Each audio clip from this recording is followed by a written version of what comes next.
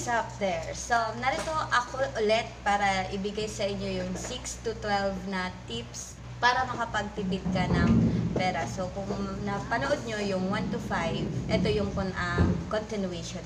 Number 6 is gumawa ng weekly budget plan para sa pagkain. Hindi naman kasi siya dapat basta-basta gumagastos ka ng gumagastos. So, dapat may weekly plan ka, weekly budget plan. Hindi lang sa pagkain, kundi pati na rin sa ibang paggagastusan mo. Dapat alam mo kung saan pupunta tong pera na to, saan pupunta tong pera na to. Kasi kung wala kang plan, yun, magugulat ka na lang na ubos na pala. So, number 7, bawasan ang pagkain sa labas. So, nasabi ko to dun sa unahin ang kailangan at hindi ang kagustuhan na mas importante ang pag-grocery para sa boarding house kaysa sa Jollibee. So, unahin muna natin yung mag-grocery tayo sa mga kailangan natin para dun sa weekly budget plan natin. Okay, so iwasan natin or bawasan natin yung pagkain sa labas. So, hindi naman natin pinagbabawal yun.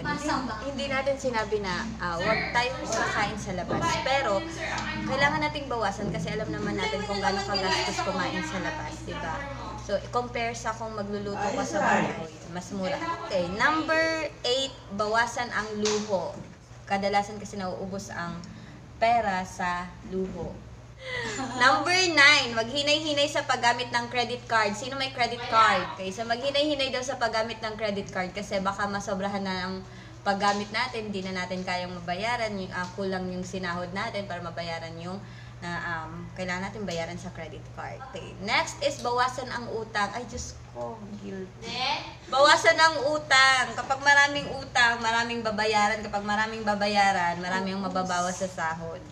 Number 11, maghanap ng additional source of income. So, other than your job, maghanap tayo ng additional source of income. At by the way, pwede kayong mag-join sa facebook.com. Kung gusto nyo, mag-comment kayo sa baba para matulungan ko kayo.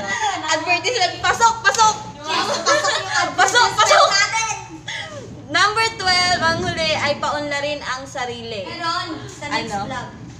Next vlog daw. Next vlog, paunlarin ang sarili. So, siya nag-suggest nun, so siya ang gagawa nun. Yun ang 6 to 12. So, from 1 to 5 and then 6 to 12 na tips para kung paano tayo makakapagtipid ng pera para hindi mapunta sa wala ang sahod natin. Kapag pre-practice nyo yung 1 to 12, maaari at least mag-improve paunti-unti ang earnings natin. So, magkakaroon tayo ng savings. Okay.